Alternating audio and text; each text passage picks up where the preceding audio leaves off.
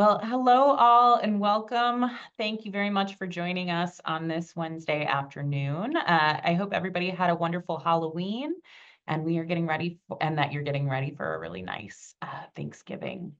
We are very excited for today's very full agenda. But before I begin, we do have some general Rails news to share. So first, Rails is excited to announce the opening of applications for the 2025 My Library Is grants. These grants are designed to help libraries tell their story, and they are open to all types of Rails member libraries. So libraries can apply for up to $5,000. The deadline to apply is Monday, February 3rd. And to help you plan, this year we've organized a few events. So tomorrow we are holding a grant office hours event for publics and special libraries at 10 a.m., 2 p.m., and 4 p.m. We'll also have an office hours day for academics and schools on Thursday, November 21st at 10 a.m., 2 p.m., and 4 p.m. You can see that Jessica put a link in the chat. Thank you, Jessica. So if you want to see more, you can absolutely do so. We will also have some virtual co-working sessions where you can write grants together on December 2nd and December 12th. So lots of ways to make sure that you put your best foot forward on these grant opportunities, and we hope that you will consider applying this year. Now, due to a resignation from the Rails board, we have an opening for a public library trustee seat. This is for any individual who is currently serving as a trustee at a Rails public library. The term for this seat will end on Monday, June 30th, 2025, but the appointed candidate does have the opportunity to run for re-election this spring. Self-nominations are due by Wednesday, November 27th at noon, which is the day before Thanksgiving. So if you're interested or you know an interested trustee, please make sure that they log in with their L2 information to apply. Thank you to Dan for putting that board vacancy info in the chat if you want to learn more. Now, the holidays are coming up. If you've ever wanted to order some Rails branded merchandise, now is your opportunity.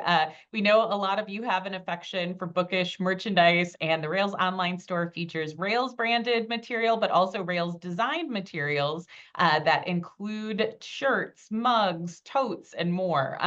We want to be clear, we don't make any money on the store. This is really just there for you to enjoy. So if you want to check it out, please do visit. We would love to see what you would like to see more of. We want to let you know a little bit more about our Find More Illinois platform. That is, of course, our interlibrary loan platform with over 80 participating libraries. To better understand how Find More Illinois impacts libraries and their communities, we've recently put together a 2-minute promotional video. We wanted to take that opportunity to share the video with you today. So Ola, can you go ahead and show? Yeah, absolutely. So as Monica said, we just better wanted to understand how the platform impacts libraries and their communities. So we visited 7 different participating Find More Illinois libraries and sat down with them and asked them to reflect on their experience with Find More. And so now I will show you the video of their stories. We are a public library, school library, special library. and we serve approximately 52,000. a little less than 5,200, 1,600 students. We decided to add Find More Illinois because of efficiency. We joined Find More Illinois because we needed more for our students. Find More Illinois was the catalyst, the inspiration for automating our library. It seemed like a perfect fit for our district since we don't have a shared catalog. Find More Illinois is an interlibrary loan service that provides access to a growing number of library holdings in one seamless interface. Anyone can search its holdings, and users from participating libraries can request items from libraries across Illinois for delivery to their home library. Libraries of all types and sizes can join, no matter what kind of catalog software they use. The setup process couldn't have been easier. As a project manager, I was like immediately taken in, like, wow, someone's gonna manage this one. What I enjoy about Find More Illinois is that turnover time. It saves time. Our collection is larger than what's within our walls. Even if I don't have something, I don't necessarily feel like we're lacking because Find More Illinois gives us that extension. there's something that they want and we don't have it, we can get it for them. And that's something that really just brings a lot of people up when they come in. FindMore is about helping those smaller libraries. We're already together. We already share so many important philosophies and resources, and FindMore is just the next thing that could really help you. FindMore Illinois will continue to get better the more libraries that join it. I think it gives inspiration to the whole library. You know, all libraries are about freedom and access and opportunity, so it fits. So if you have the room in your budget, absolutely try to make room in the budget, prioritize it for your library and for your patrons. If you're interested in joining our mission to expand resource sharing across Illinois, visit findmoreillinois.org. Thank you so much, Ola. You're welcome. Well, we hope you want to learn more about Find More Illinois. And if you do, you can certainly take a look at our website and see more about what is new since the last time you checked it out. And we want to, again, thank all of our wonderful participants for making sure that they were willing to share their experience with Find More. Finally, we want to just let you know we just launched episode 3 of our podcast, Can't Shelve This. This features our own Jeanette Durucki and Illinois Heartland Library Systems Leah Gregory. In this episode, Jeanette and Leah chat with Nicole Folkman, who's a school librarian and teacher from Central Illinois. They kind of brainstorm great programming ideas and talk about how to cultivate a welcome space for students. Listeners also got to get in on the conversation by submitting stories that were read and discussed on air. If you haven't listened to Can't Shelve This yet, we want to encourage you to give it a try. It's on Apple Podcasts, Spotify, and wherever you stream your podcasts. Video version is also available on YouTube. So that's all the Reels news that I have for you today, because we have a really great lineup of folks to share some more information with you. So it is my pleasure to introduce our next speaker on AI and libraries. It's Peter Musser, Manager of Library Services at the Institute for the Study of Knowledge Management and Education. And Peter's going to talk to you a little bit about artificial intelligence. Welcome, Peter. Hey, thank you. It's great being here. Thanks to Dan for inviting me. So I know this is a very popular topic. I'm just going to jump into it because I've got slides and y'all probably have questions. So give me just a second to get everything set up.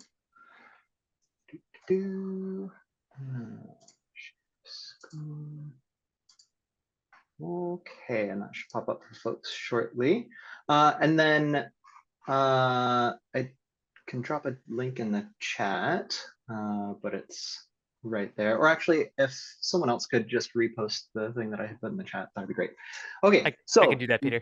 Awesome, thank you. So really quick, I'm Peter. I'm the manager of library services at ISKME, which is a nonprofit that mostly focuses on open educational resources in education, both K-12 and higher ed. Incidentally, so that's this big block right here. One of the things that we're most known for is we run a digital library called OER Commons, where we've got about 150,000 open educational resources.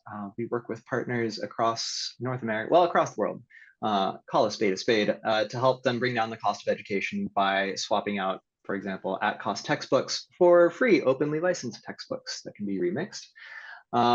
Incidentally, I'm also the chair for the Artificial Intelligence and Machine Learning in Libraries interest group. I guess I just really like joining organizations with long names. It's fine. And as part of that, I was really lucky that I got to guest edit the special issue of the ITAL journal, so Information Technologies and Libraries journal, all about AI and libraries. The links in this should work. If not, reach out to me later. Before I was a librarian, I worked in the US Navy as a language and intelligence analyst for 6 years, from 2008 to 2014. And I had the privilege of visiting Illinois, one of my favorite states, when I was doing boot camp for the Navy back in 2008, and would regularly make a habit of going back to Illinois and Chicago area and the Great Lakes area just for fun, because it's an amazing state. So thank you all for supporting the folks of your state. Oh, and then also I was a public librarian. I worked as a public librarian from 2019 to about 2022. in British Columbia, and the community we served was about 230,000 residents, speak in all kinds of languages, and it was a blast. I wish I could have stayed with it, but because Vancouver, the area I live, has a library school, you may know this, the market for public librarians is extremely oversaturated. So now I work for ISKME, which is based in the US, but I still live up here. Okay, so question, should your library be using AI? I can't answer this for you. Frankly, I can't, but you can. And I would say that if you want to answer this question, maybe you already have an answer. Maybe you're in the camp of yes, we should. But I would encourage you before you come to that decision or any decision, ask yourself, do you have a use case? I do in my job because we're a very small nonprofit, and whatever we can do to kind of boost. Oh, awesome, thank you. Whatever we can do to boost the resources we have, we do. But I don't think that that's the case for everyone.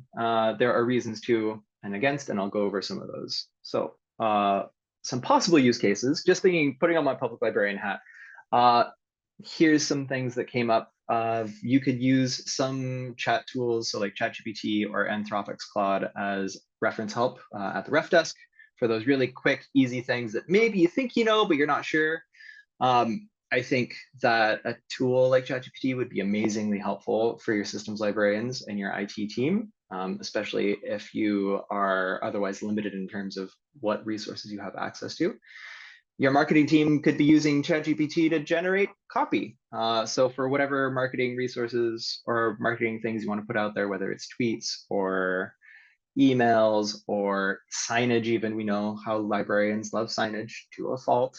This is a great way to get started with some of that. I would also think that all of us at this point serve communities where there's somebody that's interested in AI. Obviously, we have a ton of people here who may be here just for this. So getting some folks familiarity with AI tools is a great thing that you can then pass on through your workshops. Reader advisory. Okay, I'm going to pause here. I know there's skepticism, so let me just wash over that real quick. And I might have to stop sharing. I pulled up let's see. Sorry for the quick change of scenery, but just to kind of get folks past any skepticism. So I went to Anthropic, their Claude tool, and I said, hey, can you recommend a good book for me? I like reading near now science fiction, plausible technology, things that I might ask a patron or give a librarian if I was trying to find something to read. And it gave me recommendations, and they're very good. Someone actually just recommended this book to me, one of my friends, a couple days ago, which I thought was pretty good. And if I want more information, I can ask for it and it'll get it. And that works for both, any like Claude as well as ChatGPT. William Gibson, I do love William Gibson. So this just as an example to show that Reader's Advisory is a possibility for this. And I recommend that not because I want us to not read and recommend what we like, but I have genres that I just don't read and I can't capably recommend. So having a tool like this kind of helps out with that. All right, and then sorry again for the switcheroo.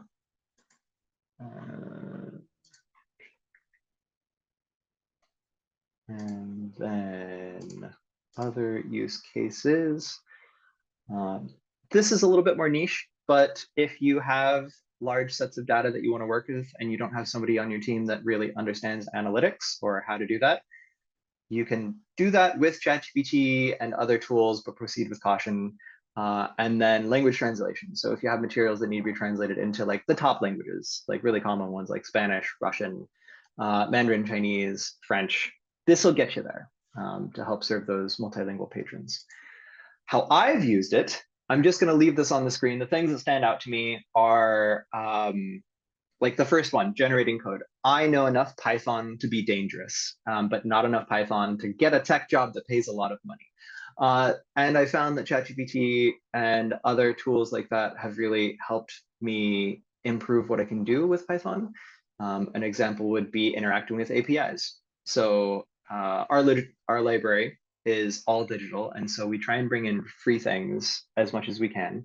And there's just 2 librarians on staff. We're working on a 3rd. But when we want to do big bulk accessions, like, it's a lot easier if we can just do some of those big bulk record edits, not manually. It's also better for my carpal tunnel. And having access to ChatGPT has been game changing in that way. Metadata generation, to a point.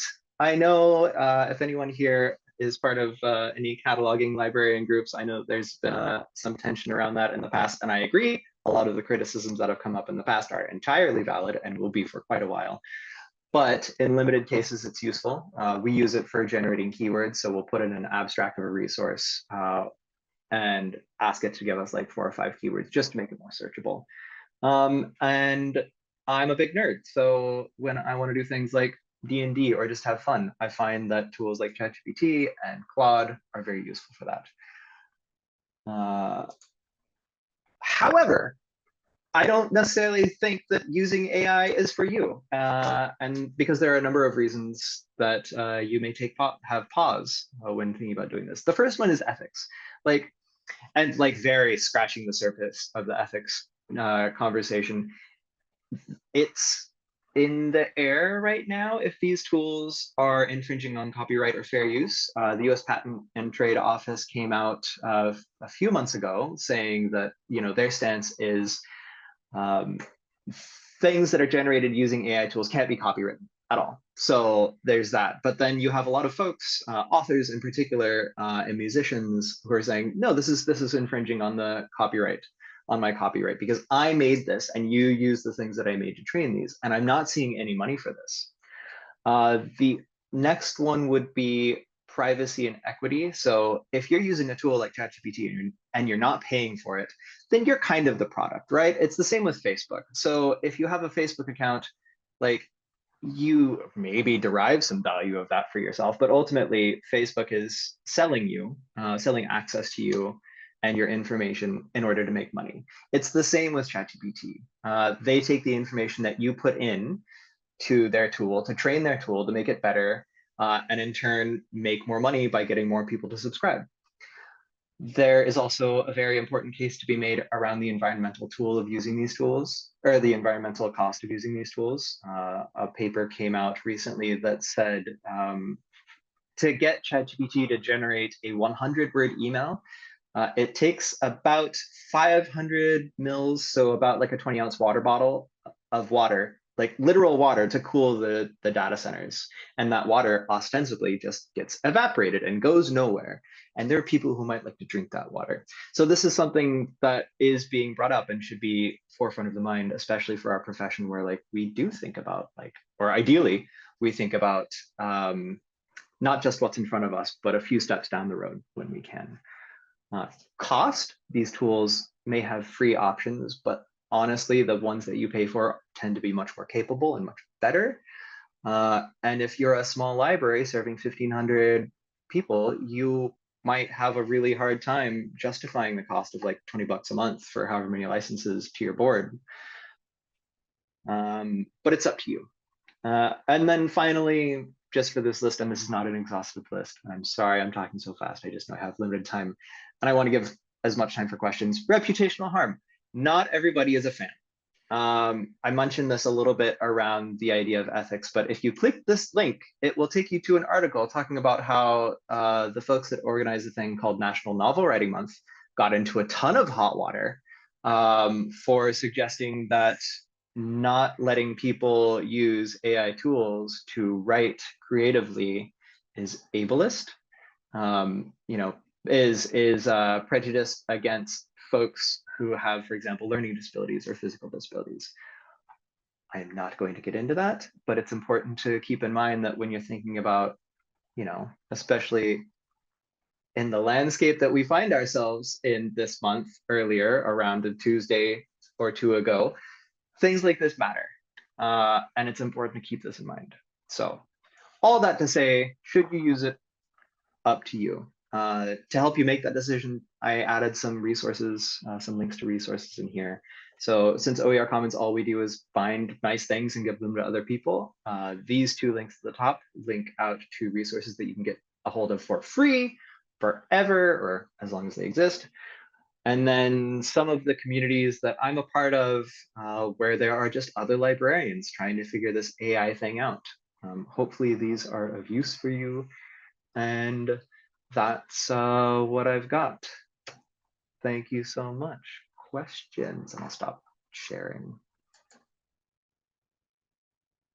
Should have brought a water. Thank you, Peter. While everybody's thinking about their questions, I do want to thank you, especially for helping our members to make informed decisions about AI. I think so many of our members are just kind of dipping a toe right now into how they want to use it and really still trying to think about strategies and how to move some of those things forward. I will share just a comment from Kate Hall.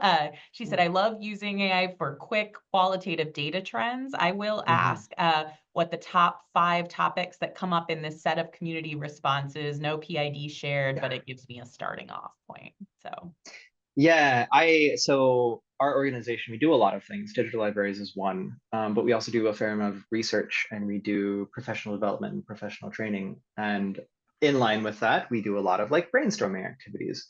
And one of the like lowest hanging fruit that I could get to help my colleagues understand the possible value of this is we did like some ideating on a digital whiteboard. And at the end of it, we were like, we have all of the stuff and it's amazing. And we had taken a screenshot, but we couldn't save it.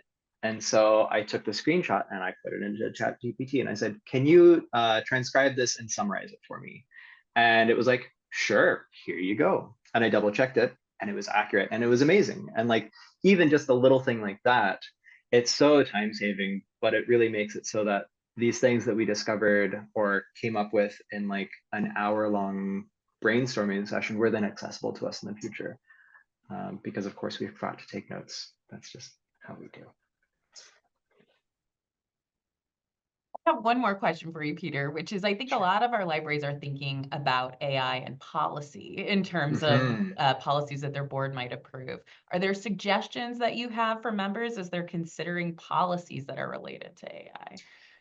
Yeah, so and we've been having the same discussion as well, because as a nonprofit, we also have a board that we're responsible to. And they've been coming back to us and pushing us really to develop some policy. And of course, we're a bunch of nerds. And so like it's taken some time to get there. But I would say the advice I can offer is start now if you haven't, and try and make your policy like try and walk that line of pragmatic, like recognize people are going to be using these tools either way. And if you set a policy that says don't use tools or these tools are verboten, it's just going to be broken and you're not going to find out. So instead, maybe give realistic guidance and advice and say, you know, if you're going to use AI tools, here's some things to consider. Here's some things like here's a person in your institution to talk to and bring these questions to, and make sure that you have somebody in your organization that can answer those questions. And finally, like have values behind the policy. Like for me, one of the things that I really care about is data sovereignty. Like people have a whole world of information behind them and their information outputs. And I think people deserve to maintain possession over that or agency over that. And so I'm really pushing our organization to incorporate that in our policy. And I'll let you know when it comes out if I succeeded. Well, we'll be watching out for that. We did receive one question in the Q&A, and it says, I think that AI was created with a lot of bias and that we need to, as libraries, understand what it is and what it isn't and how it can be used for positives and how it can be harmful. AI is a tool that we can use, and like any tool, we need to understand it. I feel that libraries have a responsibility to understand, to help our patrons navigate through this new minefield. What have you done at your org to educate about the pros and cons about AI, and how have you navigated it at the organizational level in terms of what you are doing organizational-wide with AI? And that question comes from Kate Hall. Yeah, thanks, Kate. So the first thing, let's see, what have I done? Or what have we done? First, I I've explicitly told our CEO and our leadership, like, I don't want us to be using AI tools until we have some kind of guidance, because I want to be able to point at the policy and say, this is how I'm allowed to use it, and this is how I'm using it, which is why we're now having those conversations. To a point that has worked. The other thing, kind of stepping back from internal to external uses, as a nonprofit, we're like in a fun space where, like, I hate the term thought leader. It just feels so ugh. But like, people come to us because they want input, right? And we have expertise to provide. And we've been invited to a few things to talk about AI and policy by a lot of folks who just are well-meaning and bad at being skeptical around technology. And so I end up being the person that goes to these groups and is the wet blanket. And I say, hey, yeah, AI can do a lot of things, but also, like, let's not forget all of these costs. Let's try and use AI judiciously. One of the things that I've done locally to do that and kind of, like, I guess, walk the walk is, like, I'm pulling away from using larger tools like ChatGPT and Claude, and I'm going to more using tools locally. So, like, tools that you can actually download to your computer and run without being connected to the internet, because I have a 2.5-year-old, as can be displayed, and I would love him to have a planet to grow up on. And I know that my computer does not use like 4 bottles of water or however many bottles of water to cool every time I ask it to do anything.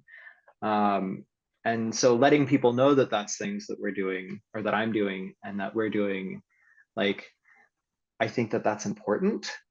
And there's so much more we can do that everyone can do, but we're an organization of like 18 people on a good day. So, you know, I do my best not to lose sleep over all the things that I'm not.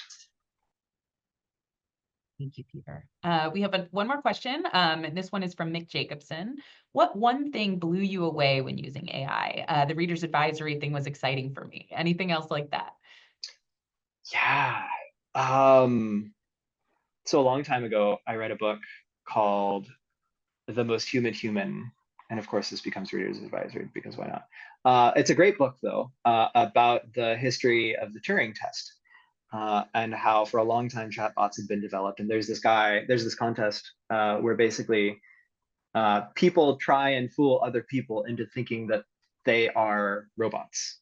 And it does a really good deep dive on the history. But the premise is, like, up until I would say 2 years ago, it never passed. Like, you don't get chatbots that actually fool people.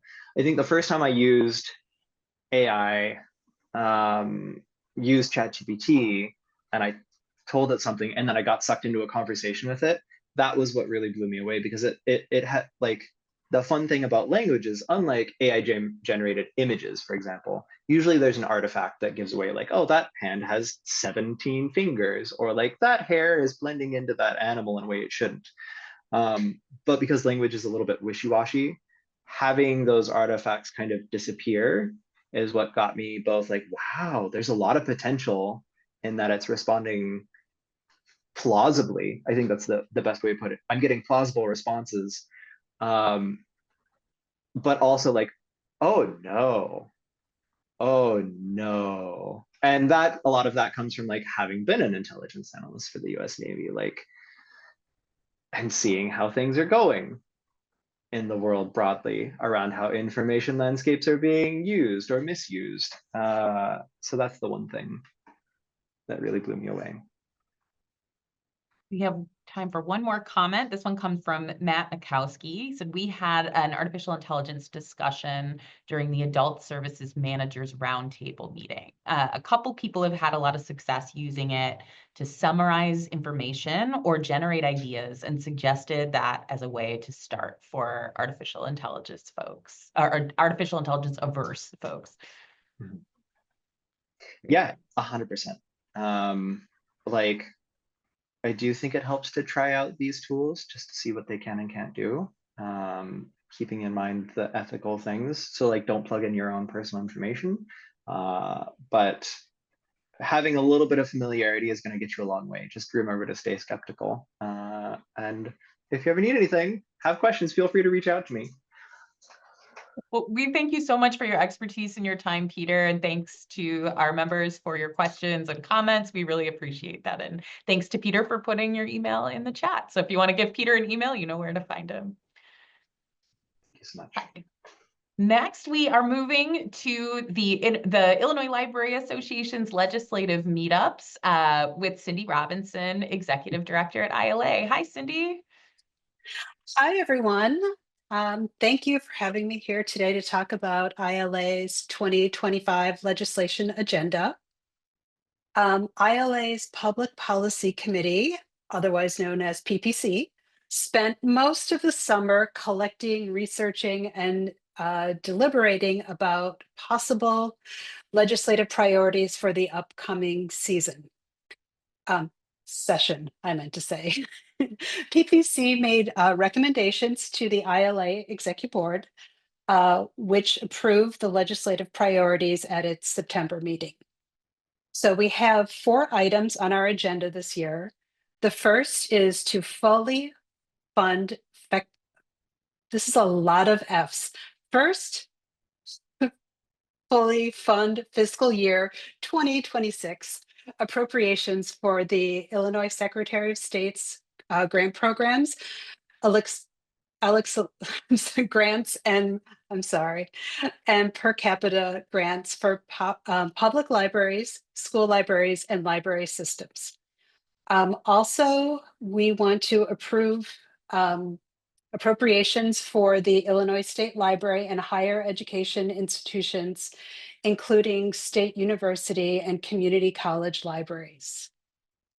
Second is a proposal to increase the minimum compensation amount that must be reported for IMRF organizations from $75,000 to $125,000.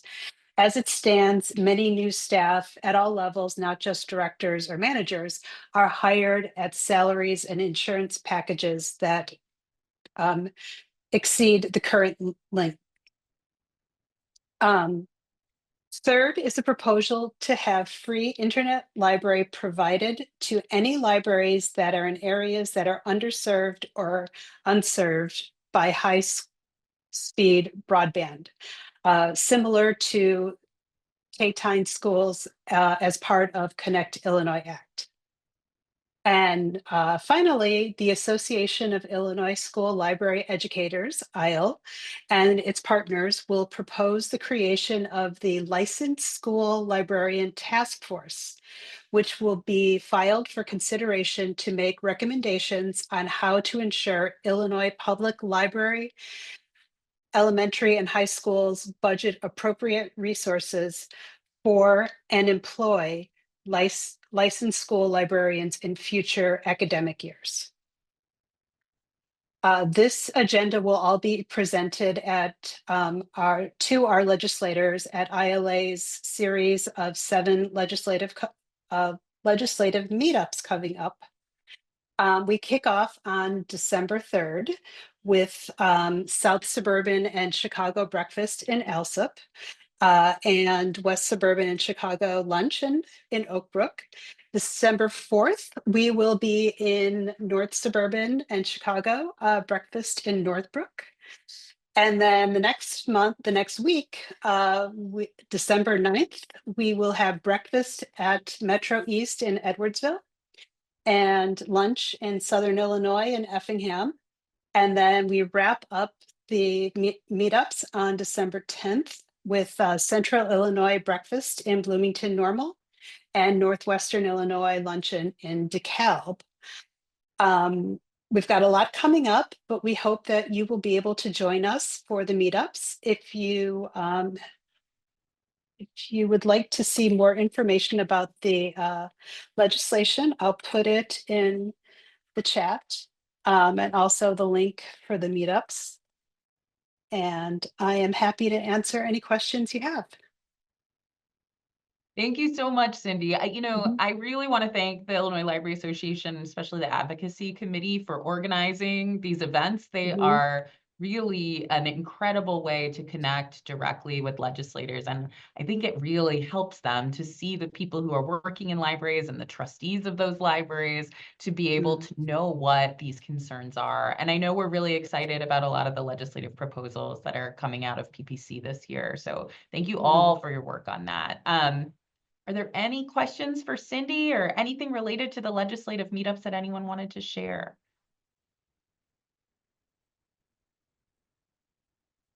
Well, Cyndi has put links to all of those events in the chat, along with her email if you want to get in contact with her. I know the deadline for registration for some of those early dates is coming up sooner rather than later. So take a look at them and make sure that you and other folks from your library are getting involved. We really want to encourage you to participate as much as you possibly can. Thank you so much for being here, Cyndi. Oh, thanks for having me.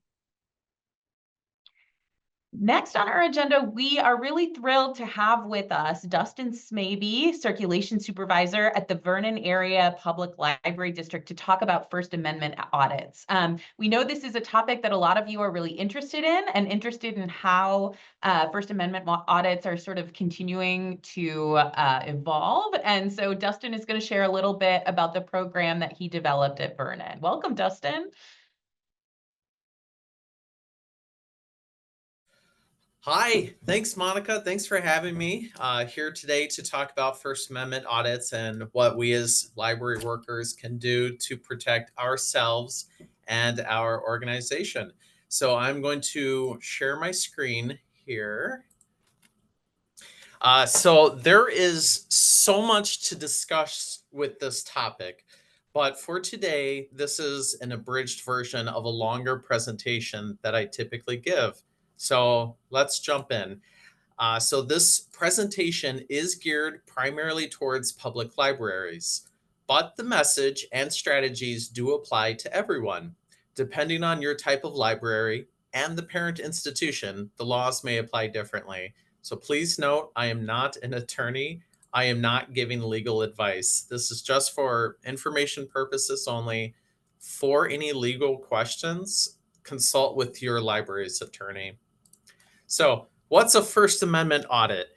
This is when a person or a group of people come into a library or other publicly funded building to record people and staff going about their business with the intent to test if others will confront them about their filming. They want to catch violations of their First Amendment rights. They'll often cite like a right to film in any space accessible to the public, arguing that they're entitled to do so as a taxpayer or a journalist. This typically happens in police department lobbies or out on the street where the auditor is filming law enforcement personnel going about their duties. Encounters are given a pass or a fail depending on how the employee reacts to the encounter. Then audit fails are uploaded to social media. Some auditors may authentically be trying to raise awareness of our rights under the First Amendment. However, in our era of social media, their motives may be less about justice and more about uploading the video and generating clicks and views. This works because fighting, arguing, and awkward cringe scenarios fuel views. Boring, polite government work does not. What's one of the reasons why so many of us watch The Office? There's a lot of reasons. It's an awesome show. But a common one is for the cringe-inducing antics of its main character. The show is like watching a train wreck. You can't look away. So why does this matter? Social media is here to stay, and more audits are being done, especially in public libraries. And your library may receive negative attention by a failed audit. This could be in the form of negative online reviews, harassing phone calls, or in a worst case scenario, a lawsuit for infringing upon another person's right to film. Count on the auditor doing their homework before even stepping foot into your library. Anticipate that they researched the First Amendment, they researched local law, and they researched your library policies. That being said, I recommend you work with your attorney to update your library policies to reflect current law and practice. And if you don't have them, consider adding policies that relate to Freedom of Information Act, patron behavior, photography and video recording, privacy, and solicitation. You should also be well versed in your library policies, not just managers, but actually require all staff to review them as well. And have those policies readily available at all service points in case an auditor asks for a copy. You should also create a training document for your staff that includes an FAQ for difficult situations, like what if they're filming children, or what do I do if they ask for my name? You should clearly label staff-only areas and install frosted glass or other window coverings on all doors.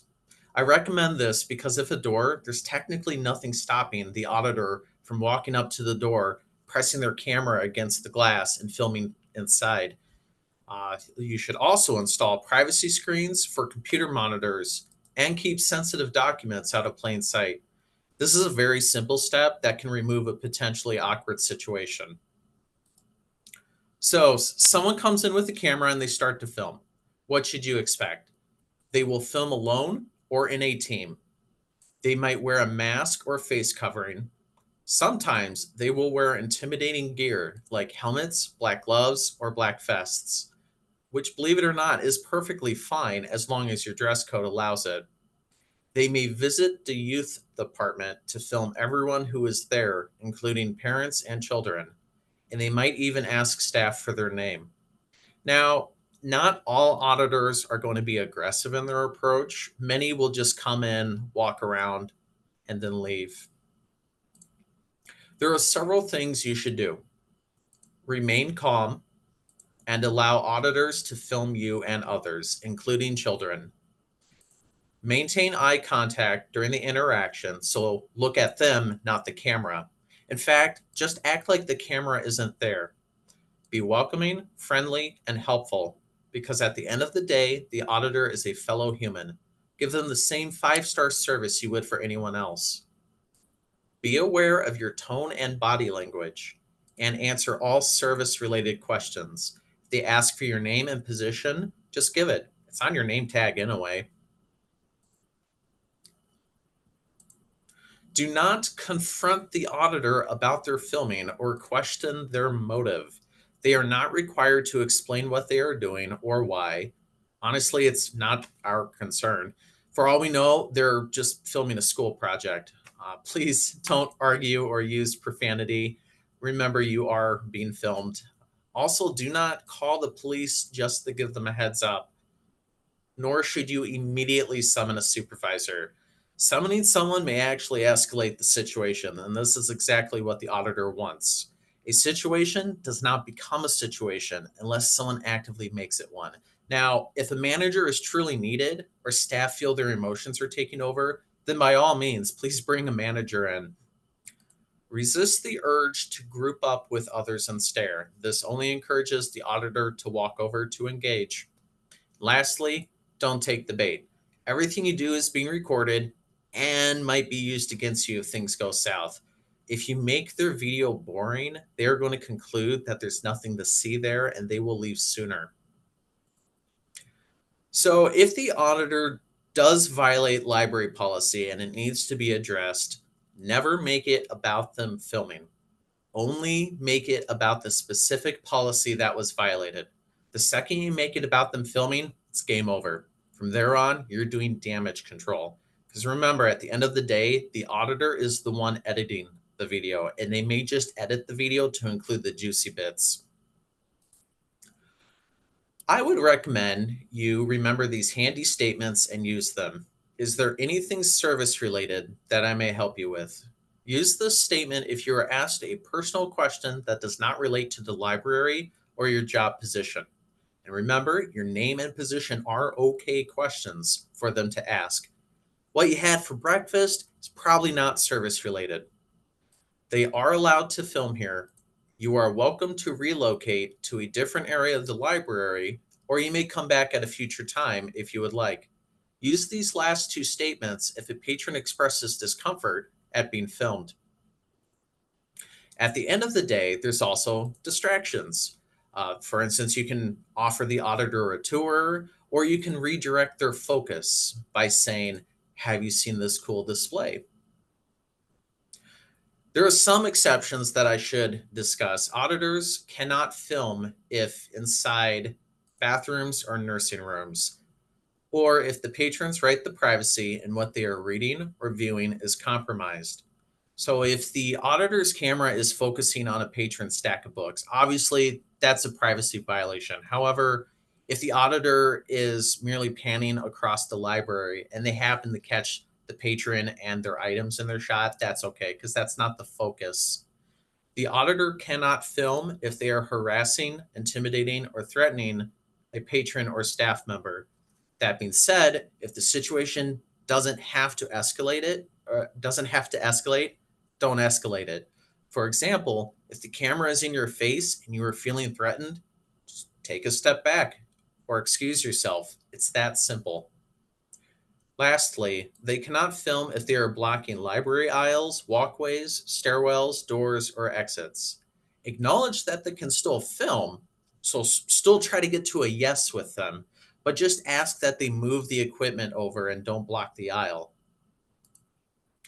What about children? That's what most of us are thinking right now. Remember, mitigate, don't escalate. Ultimately, in a public library, the auditor is allowed to film the public areas of the library. As long as they are not breaching any of your library policies, it really should just be ignored. Now, if they are following a particular child around and the parent complains and the auditor does not stop following the child, you could make a case about harassment or intimidation from the standpoint of them following the child, but you should not make it about them filming the child.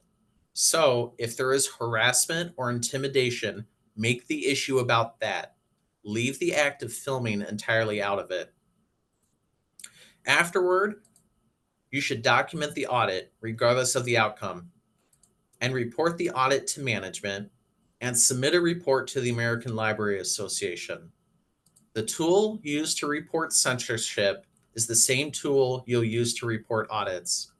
And when that's done, please warn nearby libraries and other government buildings that you just had an audit. Believe me, they will appreciate it. Because if you just had one, there's a good chance they're going to have one very soon. Then you should recover, take a break, go for a walk. If you're a manager, reassure your staff that they did a good job. Even if the library failed the audit, reassure them in a way and coach where necessary. So, are we all done? Is this it? No, don't become complacent. The auditor will likely return regardless of pass or fail. If you failed, they will come back to test you again to see if they can get more footage for their channel. However, if you passed, they will come back to see if you were putting up a facade the first time around. Past audits will rarely appear on social media, but failed audits will very likely appear. Here are my final tips. Cameras are everywhere nowadays, and some are hidden. Anyone could be recording you at any time. A Google car could drive by, or a TikTok star could be dancing with you in the background. It's not fair. It's probably not always ethical, but there's nothing we can do about it. We just have to coexist. So you should keep it positive and try to get to a yes.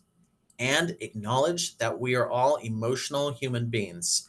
If you sense your emotions are taking over, excuse yourself to an area labeled staff only and have another staff member come out. Do not make it about filming. If there is any harassment or intimidation or any other policy issue, just make it about that. You want to leave the act of filming out of it. And lastly, be boring. If you make their video boring, the auditor is going to conclude there is nothing to see here and they will leave. Because remember, fighting, arguing, and awkward cringe scenarios fuel views. Routine, polite government work does not. Here's a QR code to a playlist of a failed and a past audit that our awesome library staff filmed. I really recommend you taking a look. There's also a handout available in the bottom QR code. I do give a more in-depth presentation on this subject to area libraries. If you would like for me to come out and speak at your library, or you have any other questions, please feel free to contact me. Thank you. Let's open it up to questions. Thank you, Dustin. What a great presentation. And I think really included a lot of the really proactive steps that members can take. I think one thing that we know is that it really, even if you feel like you've heard this information before or you know it, it really only takes one uninformed staff member to make you show up on one of these audits. So I think it's so important that libraries are on top of this information as much as possible. Let's see, it looks like there are some questions in the chat. So the first one is from Lynn Sheedy. Is behind the circulation desk considered a public space? Can we ask them not to enter the circulation desk area? That is an excellent question. Thank you. Basically, I would identify any area that is not behind a closed door as a public space. It is difficult because oftentimes a lot of younger patrons will run behind the desk because they're excited.